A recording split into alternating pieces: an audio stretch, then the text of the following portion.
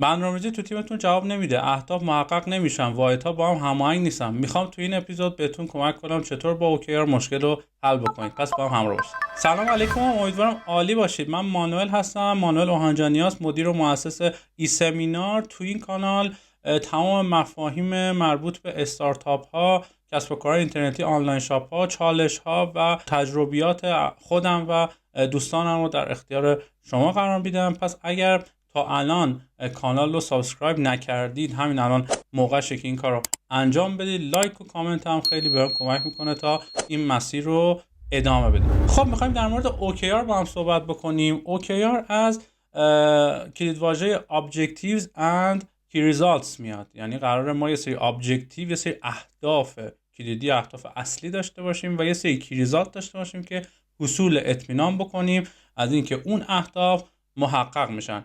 حالا در کنارش یه سری اینیشیتیو هم داریم. اینیشیتیوز، اقدامات ابتکاری، یعنی یه سری پروژه ها و اقداماتی که قرار اون کی ریزالت ها رو محقق بکنن و اون کی ریزالت ها قرار ابجکتیو رو نهایت محقق بکنن. پس یک سلسله مراتبی هستش که ما قرار از کل به جز بیایم پایین و ببینیم که برای اینکه بخوایم اهداف کلانمون رو محقق بکنیم نیاز به چه کارهایی داریم. اینجا ابجکتیو ها عمدتاً با کلیدواژه‌هایی مثل افزایش، کاهش و رشد همراه هستن. پس هر موقع ما میخوایم در مورد اهداف صحبت بکنیم، عمدتاً از این کلیدواژه‌های اولش استفاده میکنیم که خب یه تریکی هستش که شما میتونید اهداف درست رو بنویسید. خب اینها عمدتاً برای بخش‌های مختلف میتونن تعریف بشن یا کلیت برای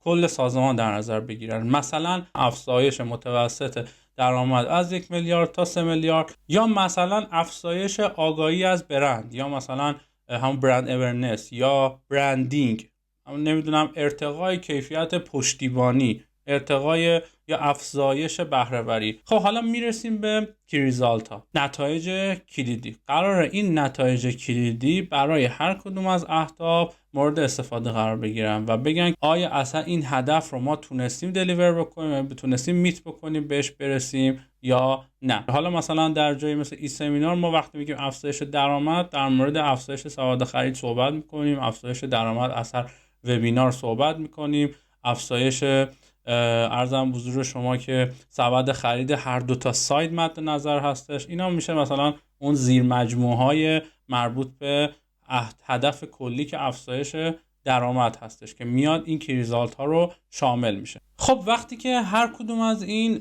کی ریزالت ها یا نتایج کلیدی رو مرتبط کردیم به هر هدفی، الان وقت اینه که بیایم بگیم خب خود کی ریزالت ها قراره چه جوری محقق بشن. اینجاست که اینیشیتیوز وارد میشه، اقدامات ابتکاری، پروژه ها و اقداماتی که قراره اون کی ریزالت ها رو محقق بکنن. مثلا اگر ما میخوایم بگیم افزایش سبد خرید برگزار کنن از این عدد به این عدد، قراره چیکار بکنیم؟ مثلا اینکه نمیدونم این کمپین رو ران بکنیم، این اتفاق رو رقم بزنیم و حالا موارد این شکلی که حالا نمیخوام بیشتر در مورد صحبت بکنم. یا مثلا میایم در مورد این میگیم که خب ما اگر میخوایم مثلا توی یکی از کی ریزالت ها میرسیم بگیم اوکی ما میخوایم کانورژن ریت رو توی مثلا صفحه اصلی بهبود بدیم، الان مثلا 10% میخوایم بکنیمش 15%، این میشه کی ریزالت. حالا دقیقاً چیکار بکنیم؟ مثلا بعد بیایم یه یو آی دیزاین بکنیم یا ریدیزاین بکنیم، یه جایی رو بهبود پروداکتی بدیم، یه جا مثلا تعداد سشن رو زیاد بکنیم، بیایم کمپین های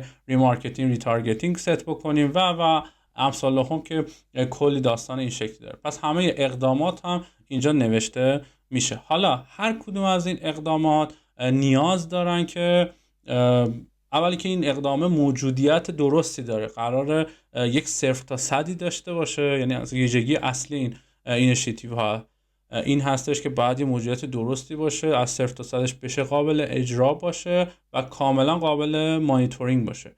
این حالا میایم میگیم که اوکی اونر این تو بیزینس کیه؟ مثلا اینجا اونرش مارکتینگ، فروش، عملیات، پروداکت، بیزینس و هر واحدی که هستش. اینجا اونر مشخص میشه، نتیجه‌ای که قراره بهش برسیم اون کی ریزالت خب تعیین شده. بعد دقیقاً بیایم بگیم خب اینیشیتیو چجوری قراره این کی ریزالت رو محقق کنه. برای این کار ما تو این سمینار یه کاری انجام دادیم. برای هر پروژه میایم یه طرح پروژه می‌نویسیم. این طرح پروژه شامل چیه؟ اینکه خب معرفی میکنیم، اهدافش رو میگیم، اهداف خرد کلانش رو میگیم، تعاریف داریم که آقا هر کسی این داکیومنت رو بخونه داریم در مورد چی صحبت میکنیم. دقیقاً اگر در مورد این کلید واژه صحبت میکنیم تو داکیومنت مثلا دقیقاً معنیشو بگیم.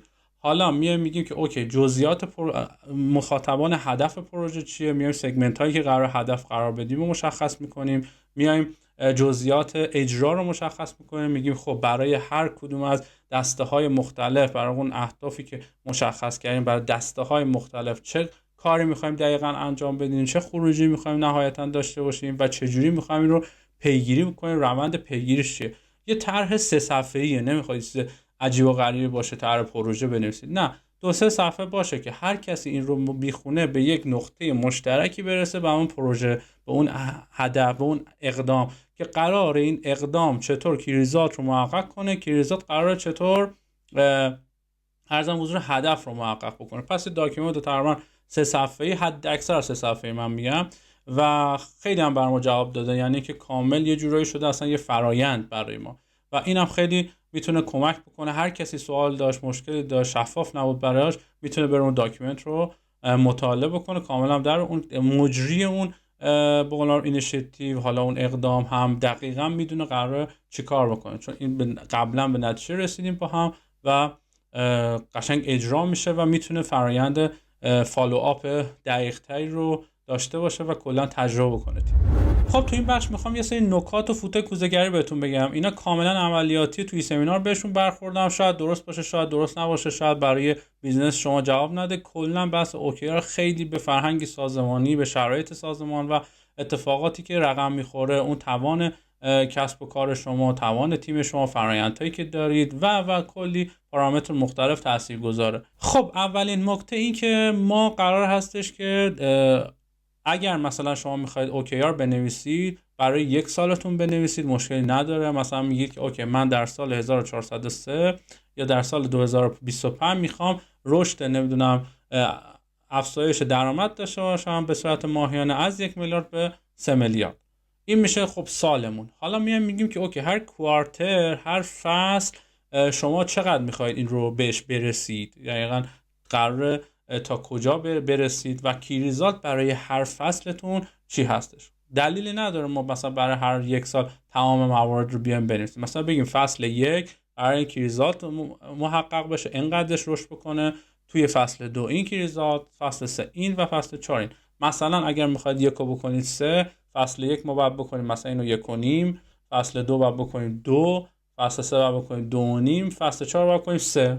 عملا خیلی خلاصه و مفید. اما نکته بعدی تعداد هستش. همونطور که گفتم اگه اول فعالیتتون هستش و اولین بار دارید OKR رو پیاده سازی میکنید تو سازمان، حتما 1-2 فصل اول، حتی 3 فصل اول اهداف خیلی کمتر، اینیشیتیو های خیلی کمتر و حالا کیریزات خیلی کمتر رو داشته باشید. اما استانداردش اینجوریه که برای ابجکتیو ما معمولا 3 تا 5 تا ابجکتیو می‌نویسیم، برای هر ابجکتیو 3 تا 5 تا کیریزات خواهیم داشت و برای هر کیریزات 2 تا 4 تا اقدام یا اینیشیتیو خواهیم نوشت. این میشه استانداردش. اما همونطور که گفتم در اوایل شما این رو به مراتب کمترش بکنید. مثلا شما بیایید در مثلا میخواید 1403 اولین بار هستش که میخواید OKR رو پیاده سازی بکنید، میایید مثلا فصل 1 رو اصلا تو سال رو میگه اوکی ما کلا 3 تا هدف داریم، نمیدونم افزایش درآمد فلان، برندینگ، توسعه مثلا فلان. حالا در مرحله بعدی در کی ریزالت ها مثلا شما میاد 3 تا، نهایتا 2 یا 3 تا کی ریزالت رو می‌نویسید. و مهمترینش اینجا یه اشتباهی که ما مثلا تو 2 تا فصل توی سمینار داشتیم، اینیشیتیو رو خیلی زیاد نوشتیم و بر اساس توان کسب و کار خب معمولا اگه مخصوصا از قبل اگه برنامه‌ریزی خاصی نداشته باشن یا اهداف یا فرآیندهای خاصی نداشته باشن به شدت به مشکل میخورن. حالا تازه ما که برنامه‌ریزی داشتیم به مشکل خوردیم.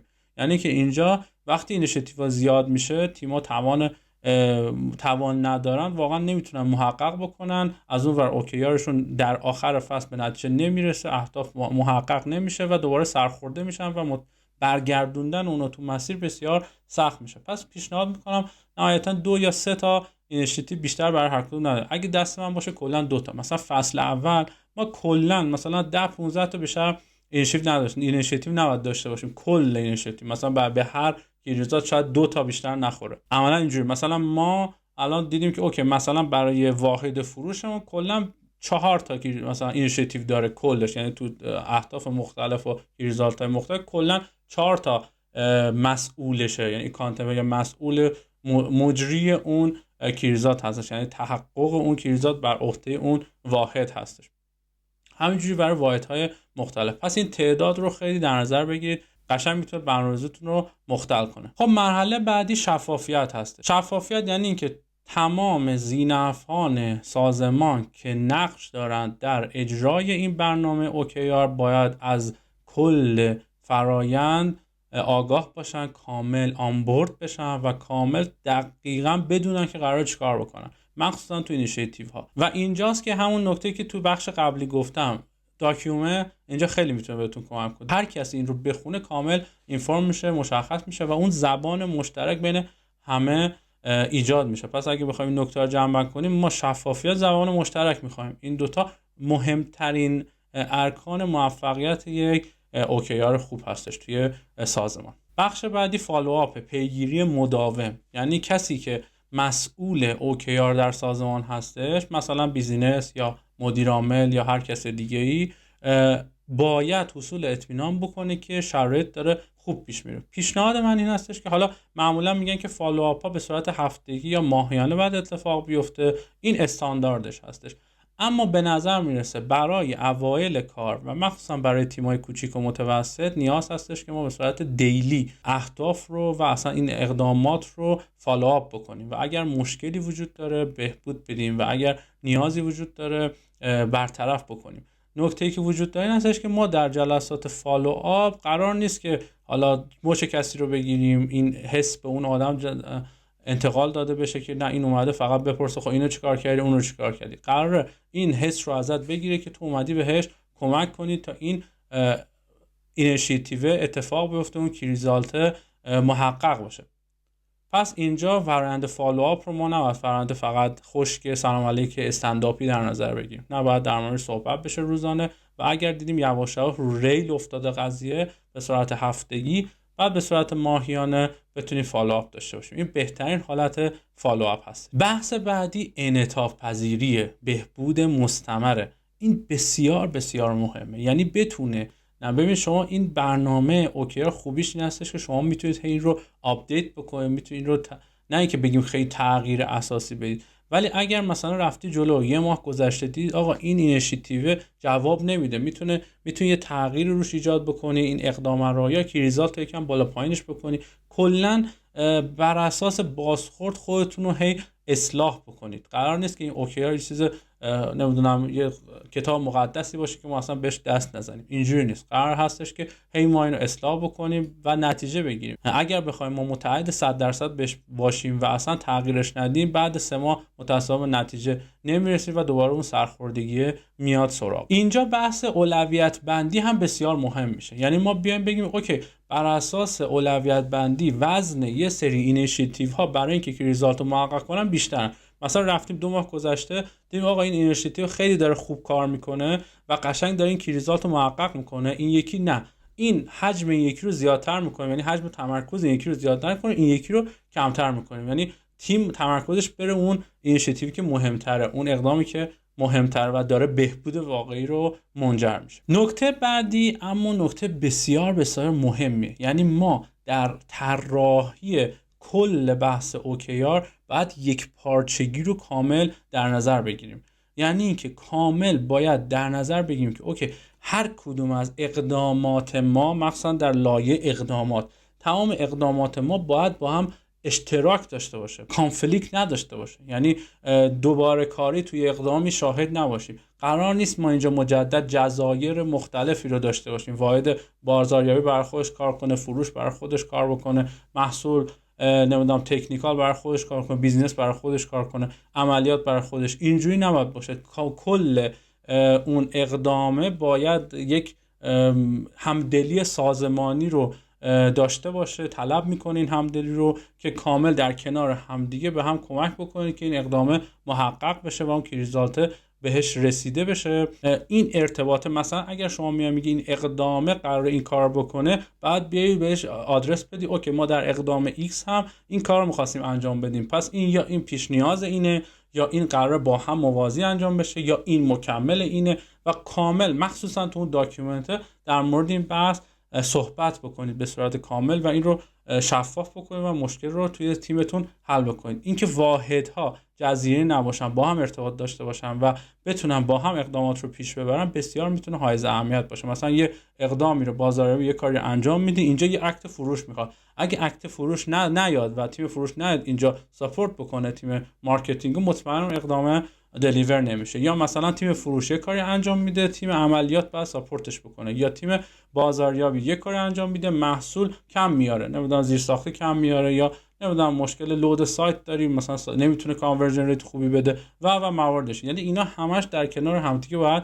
شکل بگیریم و در نهایت باید در نظر بگیریم کلیه منابع بیزینس، تمام واحدها باید در خدمت OKR باشن و این OKR ترجمه بشه روی تمام فعالیت‌های روزانه اینها. یعنی هر واحدی، هر نفری اگر یک کاری داره انجام میده باید مطمئن باشه که این در OKR، یعنی این تاثیرگذاره. حتی اون کسی که داره پشتیبانیه و جواب تلفن رو میده، اون بسیار مهمه پوزیشنش و این رو باید حس بکنه و تأثیر کارش رو باید در OKR ببینه. یعنی این میاد میگه که اوکی این به این کی، به این اینیشیتیو ربط داره، این به این کی ریزالت و این به این آبجکت، پس ببین چقدر من تاثیر دارم و بخش‌های مختلف. یعنی ما تمام کارهای روزمره آدم‌ها رو باید در OKR یه جوری ببینیم. حالا به مرور این اتفاق خواهد افتاد، یعنی از یه جای بعدی آدم‌ها بدون این برنامه تو بازی نباشن.